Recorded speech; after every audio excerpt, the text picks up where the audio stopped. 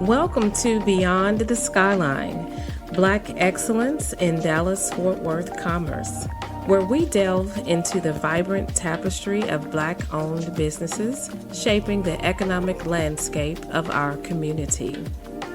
I am your host, Leslie D. Thompson, and together we embark on a journey to discover the stories, triumphs, and innovations driving entrepreneurship in the heart of North Texas. Join us as we celebrate the resilience, creativity, and success of these trailblazing entrepreneurs and explore the rich cultural heritage that fuels their endeavors. A podcast where every episode is an ode to Black excellence. Visit us online at dallasfortworthblackowned.com and follow us on social media at Dallas Fort Worth Black Owned. Now sit back, settle in, and savor the scenery beyond the skyline. Do you struggle to keep up with the demands of managing your social media presence? Do you wish you could spend more time focusing on your business or passion rather than worrying about posting schedules and engagement? Well, the Essential Services has your solution to stress-free social media management. You can finally reclaim your time and energy while confidently growing your online presence. Specializing in crafting engaging content, strategizing effective campaigns, and building meaningful connections with your audience across major platforms. Whether you're a small business owner, an influencer, or an organization looking to expand your digital footprint, the Essential Services has the tools and expertise to help you thrive in the online world. Say goodbye to overwhelm of managing multiple social media accounts. Say hello to the Essential Services, your trusted partner in social media success. Contact us today at theessentialservices.com to learn more about our customizable packages and start your journey towards effortless social media management. Now, I hope you enjoy today's show. Hello, everyone. I'm so honored to have my special guest here with me on the podcast. It is my line sister, Jamita Machen. She is the owner of the Software Vault. The Software Vault is based here in the Dallas-Fort Worth area. And again, I'm very excited to have Jamita join me. Welcome, Jamita, to Beyond the Skyline. Thank you. Thank you for having me. Awesome. We want to go ahead and just get started and have you introduce yourself. Tell us a little about yourself. I know if you were to give your full resume, bio, we could probably take up the whole podcast, having you share about your expertise and your accolades and things like that. But if you would just go ahead and give us an introduction of who you are, how long you've been in the Dallas-Fort Worth area, and maybe some interesting things that you find about DFW. Okay, I'm Jamita Machen. I'm the CEO, founder of the Software Vault. I've been in Dallas pretty much all my life. I'm born in Oak Cliff, Texas, but mostly raised in DeSoto, Texas. Graduated from DeSoto High School, ventured off to Aggie Land and College Station, and had my bachelor's degree in computer science there. After that, ventured into Arizona, Phoenix, Arizona for a while, then up to Chicago, working with Motorola. And up there, I got my master's degree in computer science. And then after a large snow blizzard, I moved right on back down here to Dallas, where I belong. Right. And been here ever since. What I find interesting about the area is one thing is it's almost like Fort Worth and Dallas are two different, I don't know, countries or something, even though they're right next to each other, act like they're so Right. far apart. And it's a different vibe in each. And I love both, going to different places in both. I do love to eat and taste different foods, so it's nice that all these different restaurants that are not chain restaurants are opening up in the Dallas area. So I love that. And other things I like to do is do the 5Ks, the fun 5Ks, not the serious ones where they're tracking your time. I But hear you. yeah. I hear you. Yeah. So those fun ones as well.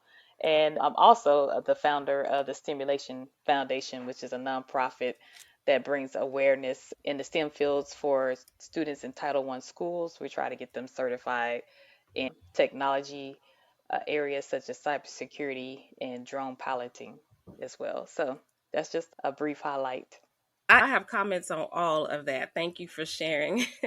I'll start out with your introduction about your living in the Dallas Fort Worth area, Oak Cliff, DeSoto. It's so funny because growing up in the 80s, we had that group of us that moved on a little bit further south from Oak Hmm. Cliff into DeSoto and Duncanville. It was always a fun rivalry, but Yes. going off to school, we still had that connection. So those people who were from DeSoto, Duncanville, Cedar Hill, it was almost like, okay, they're from those suburbs, but they really from Oak Cliff. Right. Really from Oak Cliff. So That, that was great to be able to still identify, although we were rivalries in high school. When we went off to college, we still had that same connection. yes. Because you're from Oak Cliff. If your folks are from Oak Cliff, I even tell my kids, y'all are from Oak Cliff too. Y'all don't really know much about it, but you still have the right to claim Oak Cliff. And then a little bit about your time after graduating Hmm. from Texas A&M. I remember that time and just being so proud and just watching all the things that you were doing, just jet setting and working for Motorola and going out of the state and venturing out and being able to share with us all the things that you were doing. And I knew before long Hmm. you were going to branch out. You weren't going to be working for a corporation for very long, because of just the mindset that you always had, that I always admired about you, and all the things that I knew, the potential that you had, what you accomplished while we were in college. But I looked forward to what it was that you were going to do as an adult. Oh, And thank you. many of those things I know you have done. So when we share Jamita's link to her business, and I encourage you to look her up on LinkedIn just to see all the wonderful things that she's doing and just what she represents here in our city. Oh, thank you. I You're appreciate that. welcome. Yes, yes. And then you talked about the Metroplex. I think that is something that is unique Hmm. about DFW is we get to embrace the different flavors of the culture in our area. So there's the Dallas culture, the Fort Worth culture, Right. and then those different suburbs, they have their own flavors. We don't have to drive far to be able to experience something just a little bit different. A little bit Exactly. different. And if it Yes. seems far, I know like some places are practically an hour to get to, but it's still local. So, Yeah, yeah, yeah. Because it makes it more interesting just to get out of the environment that you used to, even if you're used to patronizing the restaurants here on the South Side. And hmm. if you have to drive an hour away, you feel like you went somewhere. Yeah. And it was really fun when my mom was living to take her and my dad, because they came to a point where they didn't really drive far, maybe downtown, which is 20 minutes away from where they lived, to be able to take them out somewhere to see the developments in the different suburbs and Hmm. take them to the different areas where they would say were their old stomping grounds, and to be able to see all the different developments. And my dad, who is still with us, Yes. one of our favorite things to do is to take him out to the Star in Frisco. Oh, okay. Yeah, that's a nice place. Yeah, yeah, because he's a huge football fan, huge Dallas Cowboys fan. But we really like to take him to see those places in person Hmm. versus just seeing them on the news. Yeah, so gotta love the DFW Metroplex. All right, let's go ahead and talk a little bit about your business and what inspired you. If you could let the listeners know what even inspired you to start your own business. I would say I'm a big advocate of LinkedIn. So I'm like Mm-hmm. LinkedIn works for networking and everything. Some random company from the UK kept calling me. They found me on LinkedIn, and eventually I answered the phone. I thought it was spam or whatever. Mm-hmm. And I eventually answered the phone, and they were like, "Hey, we looked at your profile on LinkedIn, and we're trying to get into the U.S. market with a DFW airline company, and we want to know if you create a company and subcontract with us on a project that they're trying to have. That's how I created the company and ended up, Wow. yeah, subcontracting on a large project where I was one of the architects of the project and just took it from there. I did get cold feet in the middle of doing that because I was thinking like, oh, it's no way I'm going to land something this big again. Mm. So I did go work full time for the airline after a period of time of subcontracting my company. And Mm-hmm. then eventually in 2011, I came back out, not 2011, 2018, I came back out full time um, Right. for my company just because of a glass ceiling type of issue that I saw. And I said that make my own path. If I want to be Mm-hmm. in the C suite, this is how I be in the C suite. So I came out 2018 to relaunch the company, got certified as a minority business and a woman owned business, and Mm-hmm. all the other alphabets that come with it. Have Right. all those, yeah, have them all in your Yes. toolbox in case you need it. And just been Mm-hmm. going ever since. That's, Wow. yeah. Okay, so we gotta back up. We gotta back up. Okay, so this company contacted you on LinkedIn. Hmm. Now, I want to dive in right there because all of us get random messages, people reaching out on LinkedIn about whatever. Right. And like you said, our first thought is this is spam. This is someone trying to breach my security, trying Hmm. to get some information from me. Right. So, can you spend just a couple minutes telling us about that process of just vetting who they were? And those of you who are listening, I want y'all to really tune into this to get some tips on how to determine or use your discernment to decide whether this is something you really want to pursue. And then also take note that there could be legit opportunities where people are reaching out to you if you have something of value. Now, if you just got on LinkedIn and you got two connections on there and somebody's reaching out and you don't really have a reason that these people would want to connect with you, then you know that you may not be ready. But Jamita, if you can just give us a little bit more insight into that process, what made you trust it? How did you vet these individuals who reached out to you? Okay. I would say that instead of doing the messaging or the what you call it, the email inbox, they Yes. just kept Okay. calling. And so Okay. I never received a message for them. And so Got it. eventually I was like, I'm just tired of whoever this is calling my phone. So I answered it one day. And that's how we Hmm. got on in the conversation. So basically listening to the different points of data that they're seeing. We are X company. I am Okay. X and I work at this company, stuff like that. So taking down the information they're giving me. After Hmm. we hang up, I go research. So doing a lot There of you go. internet research. Obviously, we go to look up people's website to see if they're legit, but that doesn't mean that they're legit. There's ways Hmm. to look up their companies online with whoever the in that case it's the country that they registered in. But here we're looking up the different states that they're registered. Here we can look up Hmm. IRS information. So just looking up that information to see if they're a real company or a shell company, and just a lot of Google would tell you Right. if other people had complaints about them, and looking up Yeah. the different people as well that they say they work there. So looking at that with LinkedIn, they show who all supposedly works at the company if they're on LinkedIn. So just looking at them, some people will be connected to other people. So if they're connected to people Hmm. I know, I'll reach out to the people I know and ask them, know them personally and stuff like that. And then also with the airline company we're trying to get into, I just asked some people that worked at the airline company because I knew some of them a legit opportunity or a project that y'all have coming up and all that kind of Hmm. stuff. So that's just Okay. lots of research because Okay. I Yeah. would have So been important. leaving a good job to start Hmm. my own, and then I would have been out on the street if it wasn't a legit opportunity. Hmm. Yeah. Okay, yeah, thank you for sharing that because yeah, because I think that is amazing and that's great tips for young people or anyone who may be aspiring to be a business owner or maybe not necessarily aspiring yet, but you're Hmm. letting them know some information that could open their eyes to a potential opportunity. Right. Okay, and you said they reached out to you and as a to be a contractor, Mm-hmm. right? And Yes. so what was it about your profile or your credentials that made them, want to reach out to you? So basically, I had my latest position. I worked at another Mhm. airline company, so my latest position had Mhm. all that documented.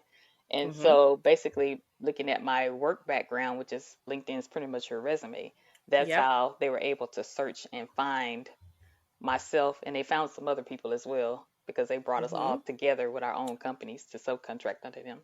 So Got basically, it. just keeping that information up to date on LinkedIn helps with Okay. how they search. And what was your role at the time? Is that something you can share? Sure, I was a Not the company. right. I was what they call a solutions architect. So, Mhm. which is, architecting how software systems are put together.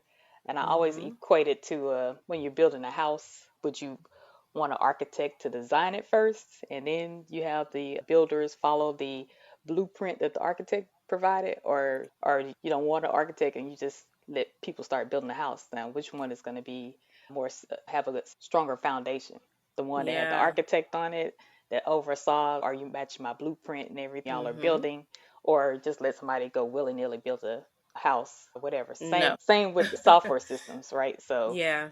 that's why we have architects in IT, information technology. There you go. Mhm. Okay. Okay. So mastermind behind the planning, the Yes, initial planning is where any successful project should start. right. Yeah. Okay. I love that. I love that. See, I told y'all. Even though I didn't know a whole bunch. So my major, so when Jamita was at A&M, your major was computer science, right? Yes. Is that right? Okay, yeah. So I was business analysis Hmm. or MIS. So we did a little bit of programming. So we're dating ourselves. Yeah. So the Did the the COBOL. exactly those were the languages that we learned that I learned in MIS was COBOL, and then I learned a little bit of C plus. But I know I was not nearly as engrossed in the whole world of computer science.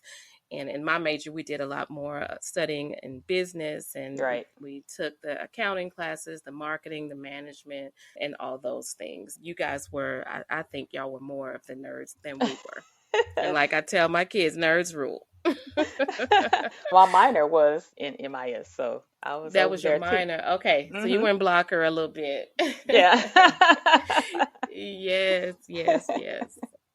Thank you for sharing that. The other thing I was Sure. going to ask you, you mentioned those certifications. If you can share with us who are newer business owners and others who may not know much about what the benefits are, and maybe a little bit of insight into the process of becoming, you said minority owned business, woman owned business. Give us some insight there as into that process and then how that can benefit you as a business owner. Sure. Like I mentioned earlier, I came out and got my certifications as a minority owned business and a woman owned business. Pretty much the process, when people look at it, they're like, all this paperwork got to get together. But however, with people that would like to get certified, easily help them get organized and Mm-hmm. get this done really quickly, and it's not as bad as they think.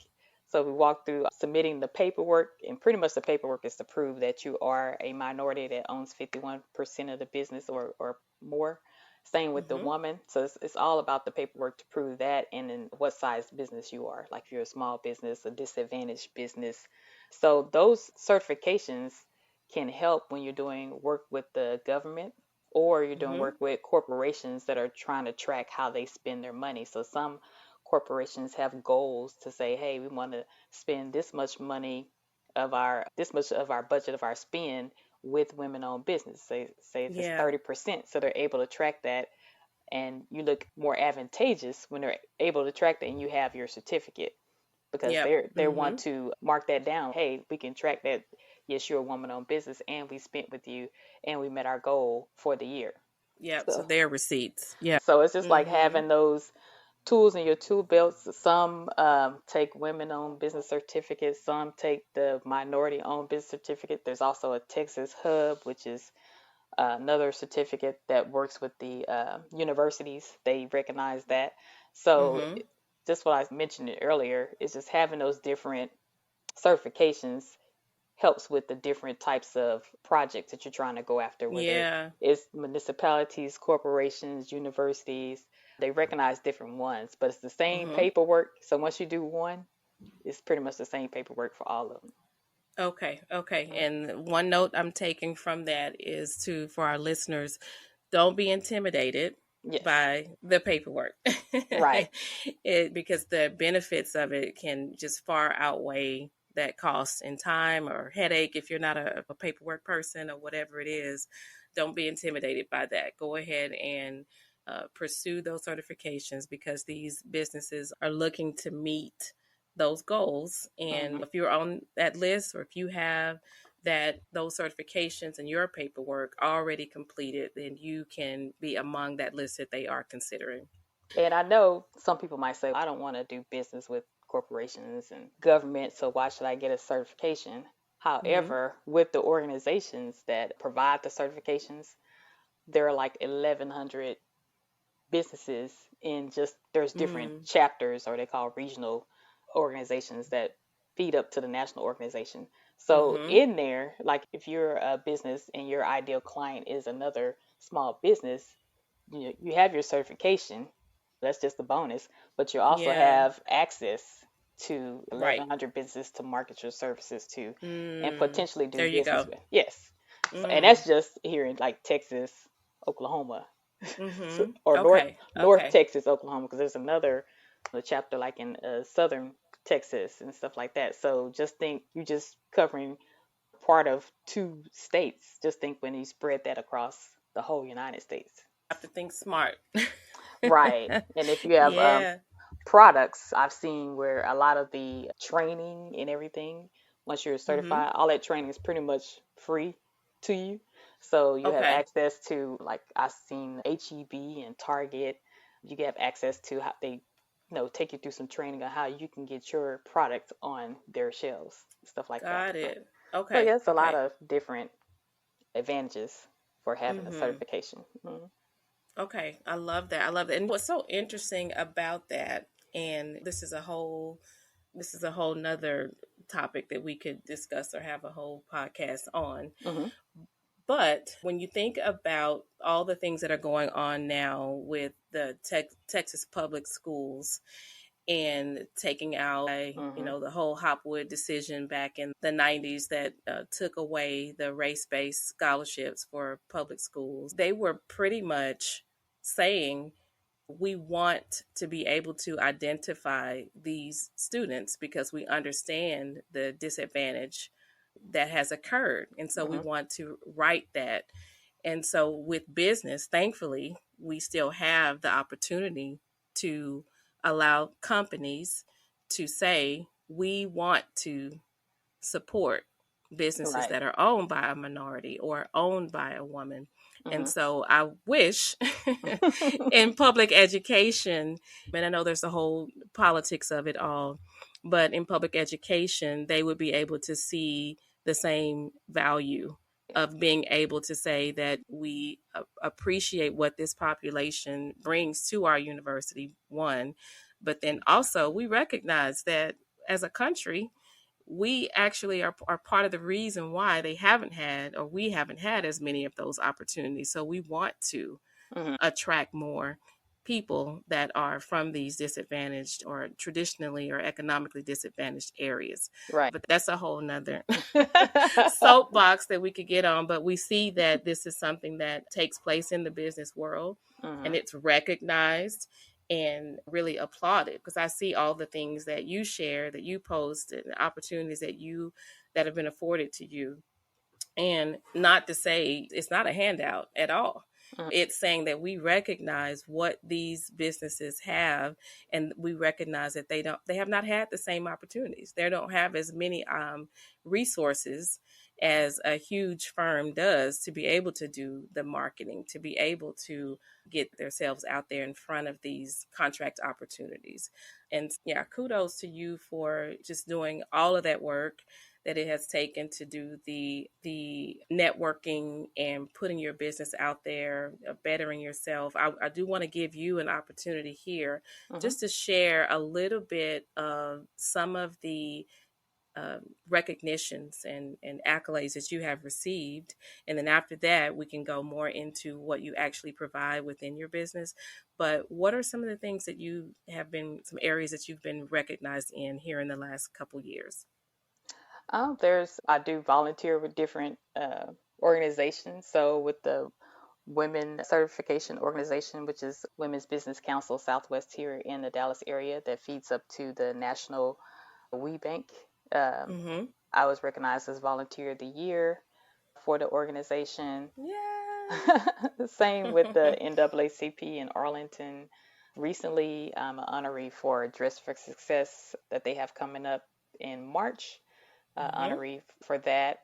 And some of the, I guess, trainings and cohorts I've been accepted to is right now I'm in the Microsoft Black Partner Alliance cohort where they're Mm-hmm. helping us learn faster or get our arms around Mm-hmm. everything faster Yeah. with being a partner in their ecosystem.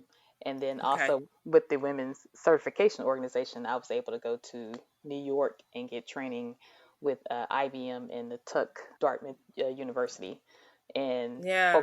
Yeah. focusing more on finances and how you can manage cash flow and those type of things, Mm-hmm. projections and stuff like that, things you need for your business. So, Kudos to you. I told y'all. Kudos to you. No, I love it. I love it. Such an inspiration. thank you. So, about your business, the Software Vault, Hmm. tell us about what you do, what your company provides, and what could because I know a lot of people who are listening to the podcast, some may be able to benefit from the service that you provide, or they may be able to refer Hmm. your services to companies they work for, individuals they work for. So let us know about your business and what you all provide. So, a big part of our business is doing a digital transformation for organizations. Our largest client base are nonprofits, and then we have the municipalities, and then we have small business owners. So, part of Okay. digital transformation is automating processes because nonprofits and small business owners are limited in resources, like human Mm-hmm. resources. So, how can you automate some things that are repeatable using technology to help scale their business or make them more efficient? So, we offer that. We do offer like website design, redesign services, and mobile application development, as well as business applications, which is part of the digital transformation automation process with machine learning and artificial intelligence built in. Wow. So okay, when you came from being a software architect for Hmm. this airline, how were you able to determine that these are services or products that you're able to provide for other companies? Had you worked on digital transformation within these other companies, or is it something that you saw as a niche or a need, and then you said, I want to hone my skills to be able to provide these services? Or how did you go about deciding what your offering was going to be? So initially, obviously, the offering was just architecture and then being a fractional chief technology officer Mm-hmm. for those companies that didn't have a technology department or Okay. team or something like that. So that was initially, but as you work and evolve, one of the things I did work on before becoming an architect was a lot of website work, but it was more, I don't know if you call it hardcore development, not like WordPress, Mm-hmm. but doing the C plus behind the scene or Python or Mm-hmm. whatever The behind the coding. scene. Yeah, the Mm-hmm. coding. So that was the easy route to go to provide those services for small business owners and then getting Okay. referred to nonprofits. So that's how the nonprofit clients started building up. And Okay. then digital transformation and automation, it's just keeping up with what the latest trends are. And then Yep. as I'm working with clients, you'll see like what other issues they may have. So that's how you also identify what could be a need that other people may want or need and stuff like that. So that's how we came into the digital transformation service offerings. It didn't start out Okay. that way. It was just something Okay. that evolved. Yes. Okay. And Yeah. Oh, go ahead. I was going to say, and one lesson learned. But all that is, which a lot of business owners may do, may or may not do. But we come out, we're like, oh yeah, I do all of it. And so after going through a few trainings with sales coaches and stuff like that, they Mhm. tell you to focus on a niche in industry and focus on X amount of services to help you build your practice. Even though it sounds backwards, it's really not, because you're thinking like, oh, I'm leaving money on the table because I can do this and I can do that. But you're Mhm. not, because if you're, like for websites, it's it goes so fast for us because we've been doing it for a while. Yeah. So since we stick into a certain amount of services, those services become fast to implement. We're more efficient, and we don't have to have a huge learning curve because we're Yeah. staying pretty much staying in our lane. So Mhm. until we Mhm. analyze and research what it would take to add a different service offering. Yeah, that makes sense because you want to, when someone comes to understand what you do or come to your website, you Hmm. want to have something that is succinct. Are you able to say, this is what we do? And then you become known for offering those Right. services. So even though someone initially may not need those services, but because they know that these are the things you specialize in, when that need comes up, Hmm. then hopefully they'll say, "Oh, I know the software vault does that." But if you had 50 things, they'd be like, "Oh no, they do something with technology, but Yeah. I don't know exactly what it is." But Exactly. that is a great point. Also, what you said about when you added the digital transformation, partly it was because you saw that it was a need. As you're working with these organizations, you're able Hmm. to see that this is something that they're needing or asking about, or you can see that you can help the organization work more efficiently. Hmm. And so then you add that to be one of your top services, it sounds Right. like, because it's the first one that Yes. you mentioned. Yes. Awesome. And can you, I know we didn't talk about this before. All this is so interesting and so intriguing. I have more questions. That's fine. But can you give us an idea of what that would look like for, you talked about automation and with nonprofits not having much staff. What is an example of something where you've been able to um, help them save time, be able to get some things done, whereas they may have had to pay a whole full-time or part-time resource to get a particular thing done? But with this automation, you were able to free up that time or help them save money. I, one example is, let's say they have a food bank or something like that. A Mm-hmm. lot of organizations might use a lot of paperwork. Hey, you sign in on this piece of paper, we'll get you in. Then somebody needs to type that information in some system somewhere and track that person going forward. But taking the information and entering in the system, that depending on the availability of who's ever doing that, that could take a day or a whole week, Yep. stuff like that, because working at limited staff. So providing the different technology of, hey, just put up a tablet and have an intake form using the technology that you're already paying for, because a lot of people go Yep. out and get additional stuff they don't need. You already Yep. have this technology that has Yep. this built in where you can intake information. Let the people you're serving self check in, whether it's Yep. like they want to track if they're repeating or are they new. Have technology where they can scan. If they have ID, scan ID, pops up, hey, you're here, get your ticket or whatever you need to show that, hey, I'm here for being serviced. You're entered Mm-hmm. into the system tracks, hey, you came on this date, we have you. Maybe it follows up with a survey with additional information they may need and stuff like that. Just in that whole process, you pretty much went from like maybe a week of getting the information into the system to within minutes of getting it, Yes. and it's tracked, and you're able to accurately track your impact, because going Mm-hmm. from paper to entering in, there's a chance for errors that way as well, entering Yep. the data wrong and stuff like that. Yeah, so that's just like one example. Yeah, that's great. Yeah, I Hmm. could see that it saves time. It can save stress. And Yes. I know from, being in meetings with organizations who don't have much of those processes that are automated, Hmm. there's lots of discussion,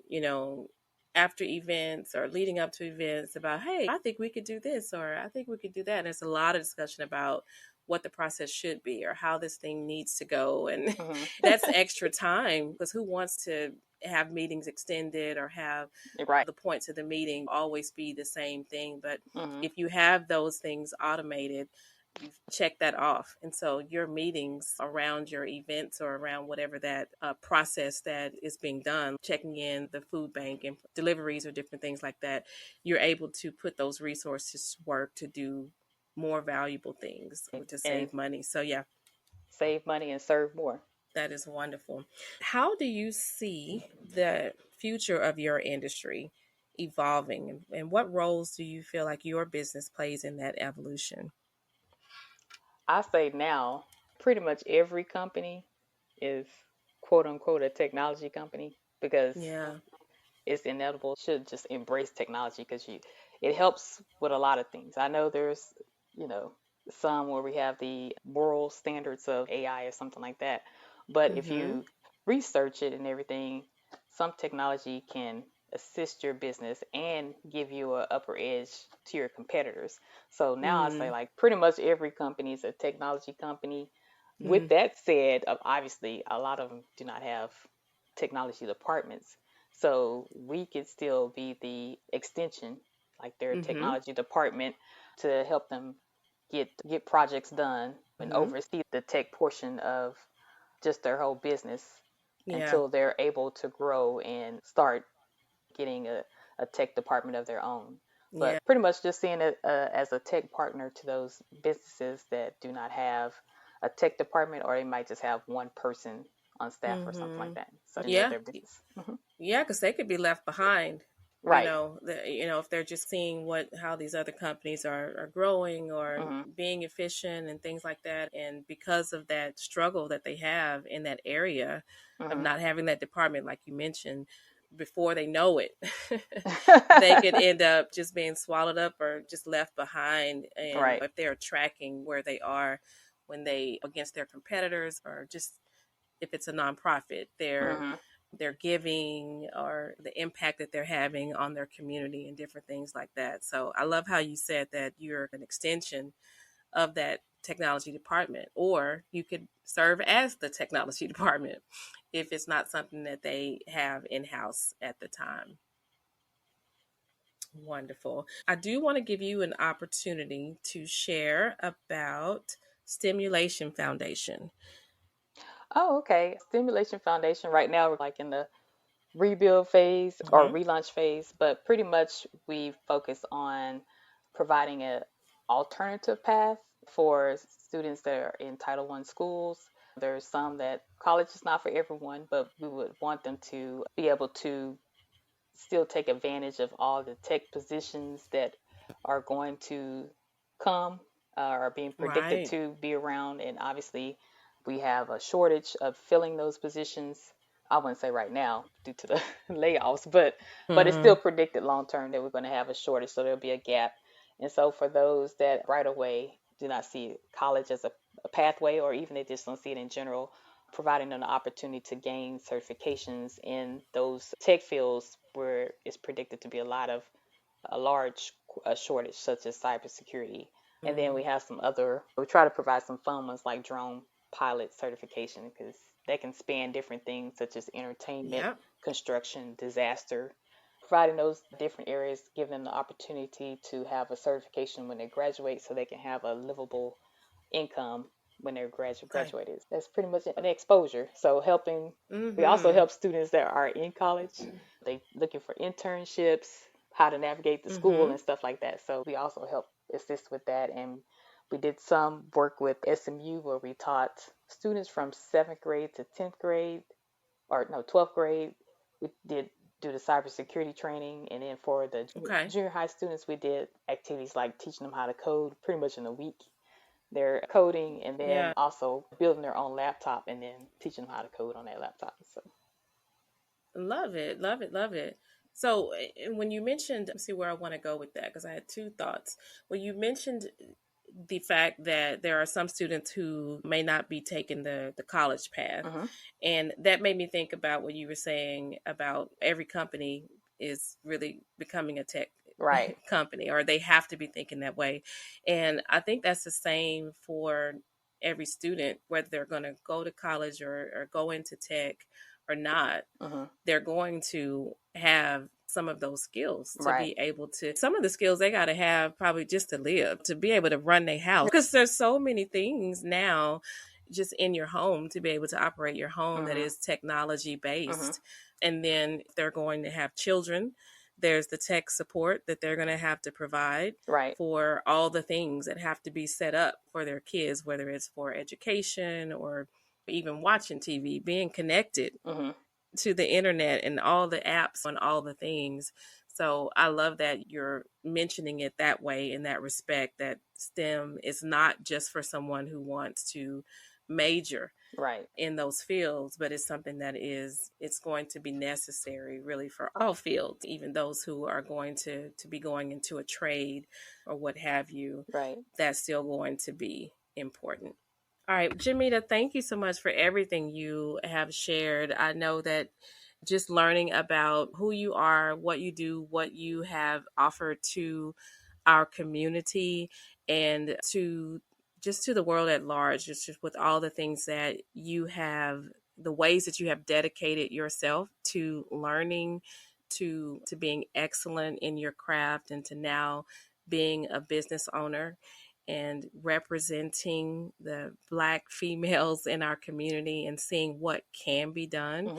I know that as people are listening to this interview and just learning about what you have been able to accomplish, I know your credentials and what you represent can be a catalyst for other young ladies who either want to work in STEM, who want to be business owners, who want to lead nonprofits and make a difference in their community. So I want to say thank you for all the work that you've done. I don't know how you manage it all and still have time to volunteer and work out, because I be seeing you at the Oh gym. yeah, have to try to stay in shape as I get this You're like, more seasoned. yes. I just want to say congratulations to you for all the things you've done. You're only 50, about to be 52, Yeah. still young. And so I know there's still lots more that is to come. But thank you for sharing with us today. Thank you for all the things you do. And let us know how we can find you online. What is your website for your company? Okay, it's thesoftwarevault.com. So that's THES as in Sam, W, vault.com.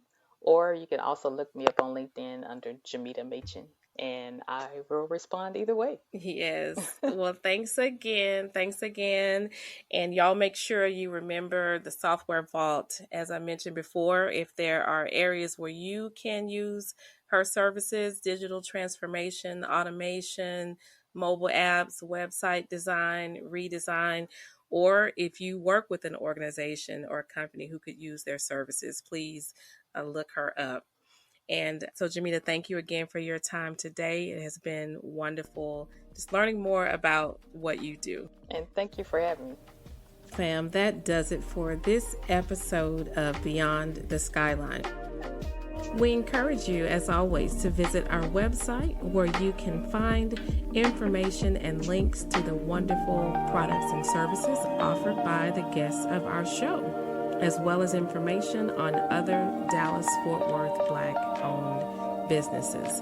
You can find us at essentialpodcastnetwork.com or at dallasfortworthblackowned.com.